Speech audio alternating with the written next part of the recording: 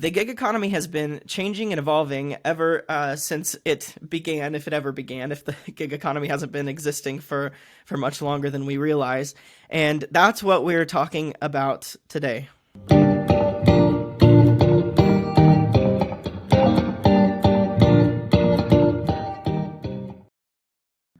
Well, thank you for joining in to Rockin Your Marketplace. We are talking today with Michelle Tinsley, who's the president and co-founder at YellowBird, and also the COO at YellowBird.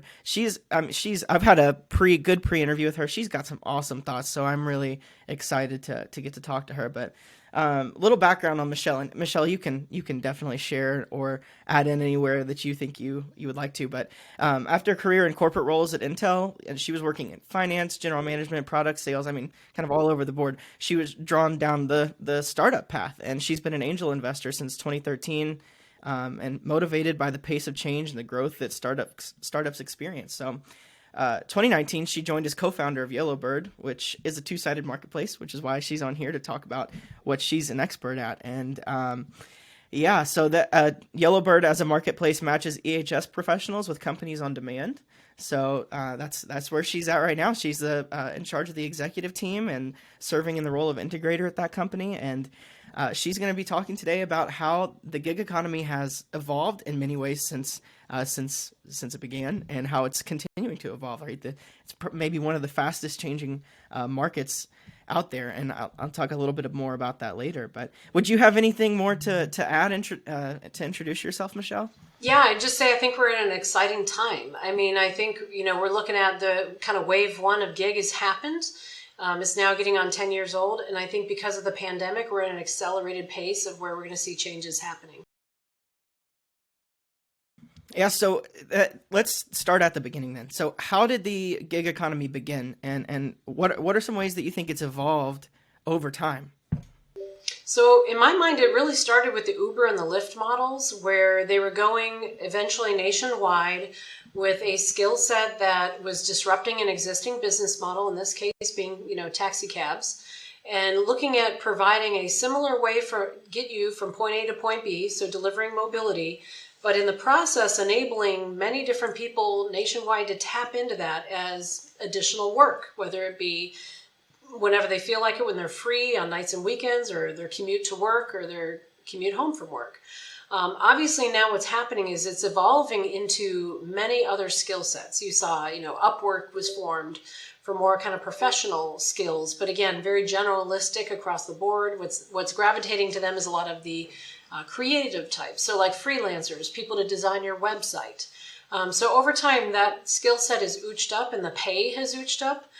We look at YellowBird's not the only example of highly paid gig work. There's actually another startup here headquartered in Phoenix called MedPlace that is doing doctors on demand to look through malpractice claims. So they will have the knowledge and expertise to read through a malpractice claim and decide if there's any warrant to that or not, and help these medical outfits run the risk.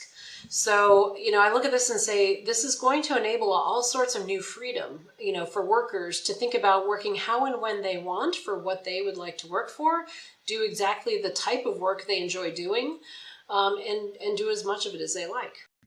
Yeah, man. And that's kind of the initial, how it started, the Lyft Uber model, and it's been changing. How is it changing now? Like, what do you see?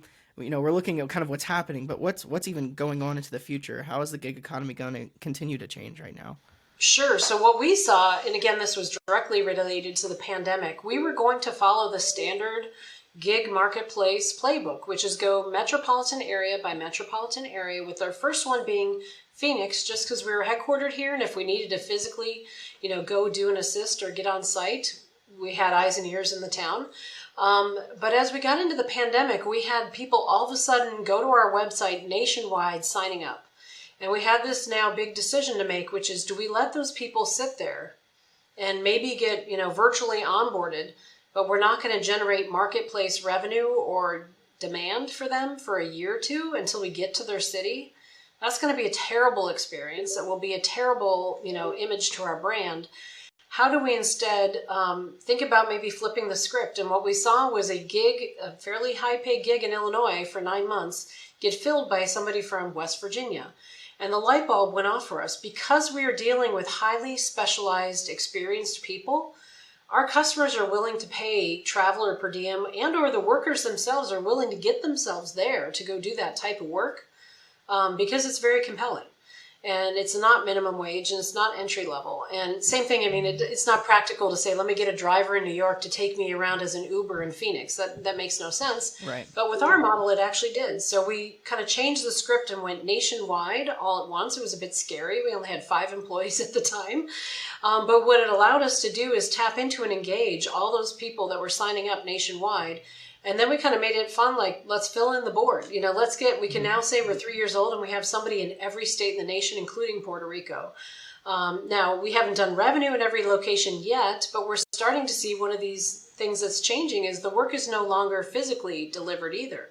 We have about 18% of our work is actually virtually completed. So these may be things like rewrite a policy, redo content for safety trainings.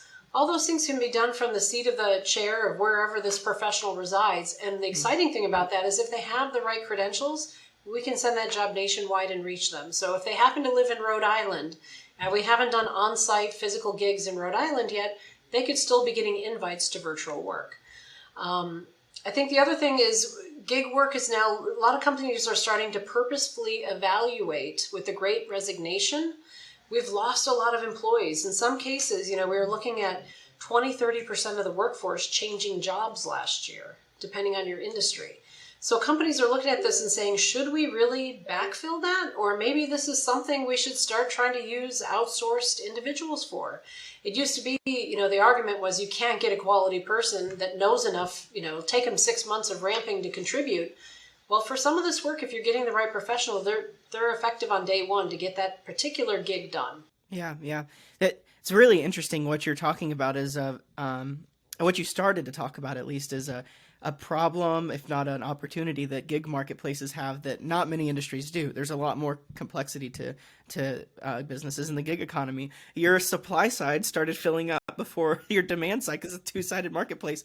And so it's like, is my supply side just going to pull us ahead really fast? Or, yeah, that's really interesting. And I think that hearing from different gig marketplaces, like it's happened different with like some of them, the demand side happens way faster than the supply side.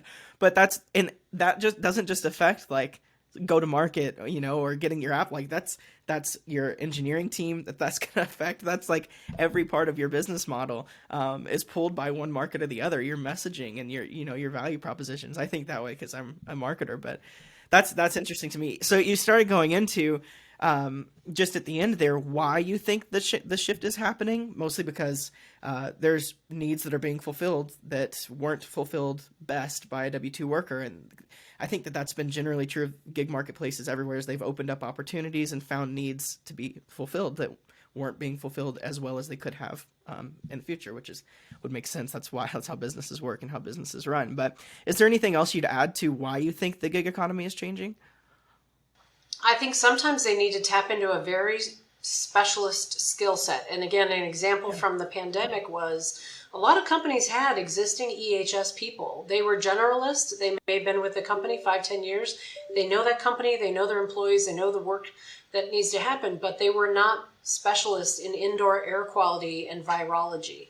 And so you look at this and say what they really needed was to bring in a certified industrial hygienist, put together a COVID protocol of how do we work through the pandemic, bring people back on site, think about not just initially sampling the air quality and making sure the airflow is meeting CDC guidelines for the use case for that environment, whether it be a restaurant or a workplace, but then also thinking through, like, do you have zones of where employees walk in, work, use the restroom, and go to lunch all in one zone so that if, God forbid, somebody were to come down positive, you are limiting your exposure with your employee base to only that particular zone and not the entire company.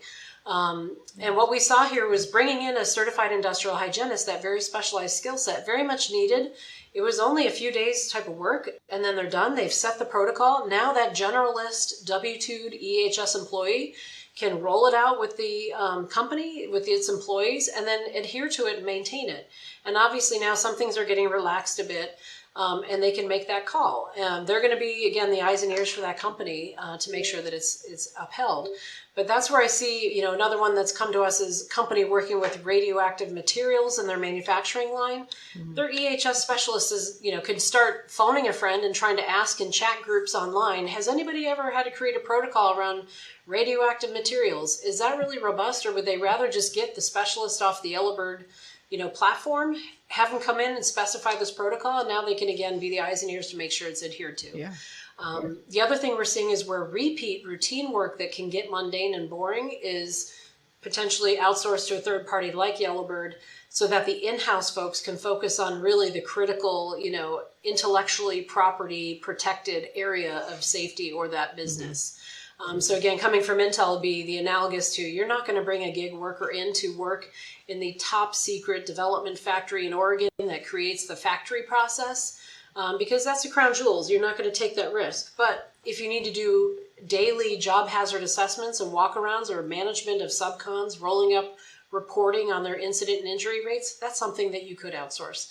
And so it's really having companies starting to think through which of this really needs to be done by us and what's proprietary versus what we can offload, because sadly, it's really hard to staff positions right now. Yeah. Oh man, that's good stuff, man. Ever since our conversation last week, when we were just having a conversation before we came to record this, I've been really thinking about how I hinted at this at first, but there may be some markets evolving faster than the gig economy, but I certainly can't think of one.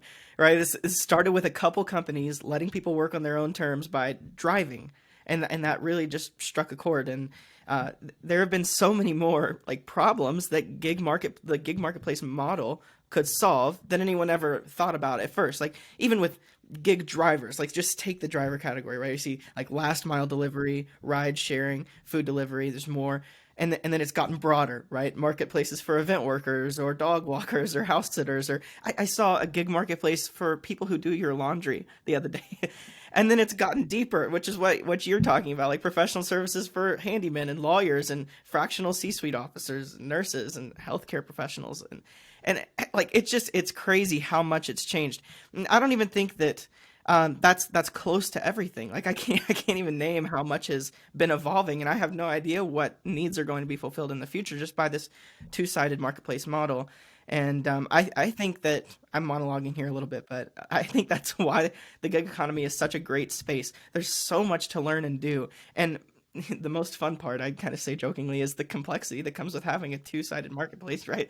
Like it takes some awesome leadership, like men and women who are really excited about like traversing new trails and solving new challenges. That may be just my experience, but I would say that like the caliber of leadership in the gig economy it's like top notch. It's tight knit too. Like I love the gig economy so much and that's why we're here podcasting, because there's a really, really great, smart people that are really innovating things, like taking new ideas. And I guess that's what entrepreneurialism really is. But anyway, okay, sorry I monologued for so long, but anyway, yeah. The gig economy is changing really fast, and it's going to keep changing, and I'm excited to see where it goes. So we looked at kind of what this means for companies, right? There's a lot of implications there, and if you have any more, I'd love to hear them. But there's also a ton of implications for gig workers, like I mentioned on the supply side. So what would you say are some of the implications of the way that the gig economy has changed and is changing for gig workers? Well, I think the most obvious is you could be a professional, and I think the terms used to be white collar and blue collar. Now I hear there's like a no collar, because these myths are being busted through. But you could be a professional, hired by a company, full-time person, but still work nights and weekends doing what you love and what you're really good at on a gig platform. And up until now, some people said, yeah, I just want to relax. It's not worth it. But when, like we look at our average pay last year per hour on the platform was $62 an hour. A lot of people are like, yeah, that's pretty compelling. I might actually do 4 to 8 hours a week extra on my own because I want to take an amazing trip to Italy, or I want to put a down payment on a house, or I want to buy another car for my household, whatever it may be. This kind of gives people that income earning potential outside their typical day job. I don't have to go ask the boss for a raise and risk them thinking poorly of me or just saying I'm overpaid for the role I'm in. I can expand my opportunities on my own. Coming from Intel, where you own your own employability, this is just core to what I believe. The second thing, though, is these people, the workers, are really getting a freedom for the type of work they're doing. Again, we may say safety on demand, but no two safety people are the same. Some just love being in a classroom and teaching 20, 30 people something new, purveying that safety culture and getting people up to speed on a topic, say like fall protection or working in a confined space. Other people are like, I hate being in front of students. I would rather write your safety manuals. I love going and looking at the government regulations, reading through them and saying, here's brass tacks what it means for your company. So we tap into the nuances like that to say, this is the type of work you do and where you do it, how you do it. And for some of our paying customers, understanding what's their culture. Do they want the, quote, safety cop that's going to come in and swing a 2x4 if you're not doing it right, or they want the safety coach? Do they want more of a collaborative approach? Different companies like different things. And so we can, again, get into the personalities and the nuances behind our professionals, not just, just because they both had 5 years of experience doing construction safety, those two people are not the exact same. What I also love is that it's kind of a leveling of the playing field on pay. Mm-hmm. So we, at least the way we operate, is we negotiate what that job is worth. And if it goes out to the professional as $1,000 for that day, it's $1,000, whether you're male, female, no matter what color, ethnicity, sexual orientation, doesn't matter. You're getting the $1,000 gig. So it is one of these kind of great equalizers. Now you do need to be the first one to respond, to the text alert. But it's one of these where we're not playing favorites. Any opportunity we get, we put it onto the platform. And what we're seeing too is age-wise, this means people can extend their career beyond the typical retirement. Or maybe I got laid off and I'm 58 and it's really hard to find a full-time job. Well, I can do something like this, and I can do it without having to stand up my own consulting business, pay to get a website done, pay a lawyer to get a boilerplate contract ready, put together my logo, my branding, spend 30, 40 hours trying to find that first client. So we look at this and go, you can just sign up and tap in. There's no fees, and literally, work will start coming your way. And it's up to them to say yes or no, if is it right for them.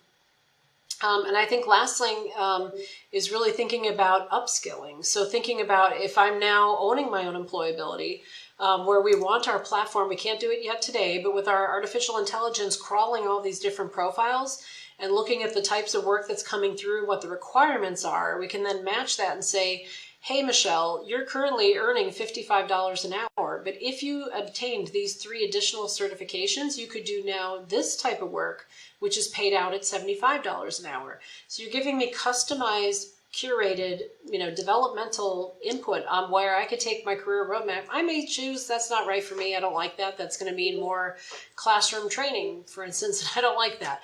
But at least I'm getting those recommendations, and it's, again, putting the decision in my seat. Yeah. I think we really believe in a gig worker focused gig platform, right? And I think that's another change that I've seen going on in the gig economy is these marketplaces are starting to realize I've got to really prioritize the gig worker if I want to be successful. And so what you just said, like those are implications for the gig worker, but like marketplace leaders should probably be having their ears open and writing some of this stuff down. Like, how can I help gig workers get ahead? How can I help them with professional development? How can I give them the best opportunities and make them realize that they're getting them? You know what I mean? Like, how do I communicate that kind of stuff? That's really important. Which kind of brings me to my next question for you is this change. We've talked about a little bit what it means for the leader of a gig marketplace. What does it mean for building a good gig marketplace? But do you have any specific advice or thoughts for leaders in the gig economy of how they could respond to the change that's happening? Yeah, so we've called it drinking our own champagne, meaning we as startup founders have had to decide that let's be very intentional about who we hire as a W-2 worker at YellowBird and how we go about hiring that. Do we start with some fractional folks? Do we start with what we call them phone a friends? We initially said, gosh, to get really good at scoping these jobs and pricing them correctly, that takes domain experience in the EHS industry. And I'll be honest, I don't have that. But rather than hire somebody full time, pretty expensive, 100 grand a year or more, maybe we just leverage the professionals on our platform to be kind of our phone a friends, that when we say, hey, this is a new gig, we've never had to price something like this before. We had a gig one time that was doing the safety protocols for the people that send out the workers on high tension power lines. So they actually work on fixing the power lines while there's voltage running through them. So these workers put on a Faraday suit and get flown in a helicopter to those lines, and we need the safety person to define the safety protocols around how that helicopter is operating around those high voltage lines. Well, I don't know what that's worth. What's the price on that? We don't want to underprice it. Nobody will take the gig. We don't want to overprice it. We won't win the gig. So why don't we go tap into one of the professionals on our platform that has the experience in aviation safety as well as electrical safety to come back and tell us what this gig is worth. And sometimes they've converted to then also being the doer that goes out and does the gig. But we look at that and go, it's getting more velocity and more activity on our platform. I think the other thing is really thinking about using gig workers for coverage. This is just a very natural time to pull in the gig workers. Anytime you got a maternity, paternity leave, a healthcare leave, people are taking sabbaticals now. So you look at that and go, don't permanently backfill them, because then they may feel like you really didn't want me to come back, did you? You've now hired somebody full time. And I feel extra when I came back versus, oh no, you really just got somebody for the 2 to 3 months. And sometimes having that independent third party pair of eyes is really valuable to the business.